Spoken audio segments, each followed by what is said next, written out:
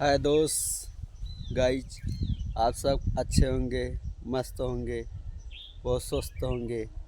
आप सबका स्वागत है दोस्तों। मेरे भाई लाइक शेयर वीडियो करें सारी दुनिया टीवी हमारे और यूट्यूब पे ए आर बुधेश में स्वागत रहेगा।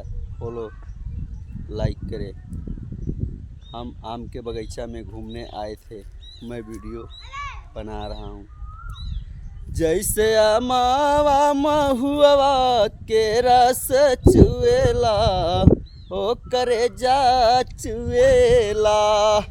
जैसे मावा महुआ के रस चुएला हो करे जा चुएला।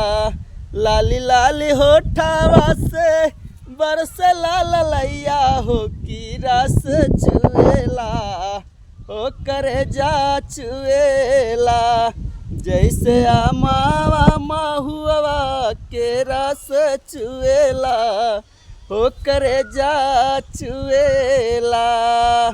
लाली लाली होठवा से बरस लाल लैया हो की रस चुएला हो करे जा चुएला।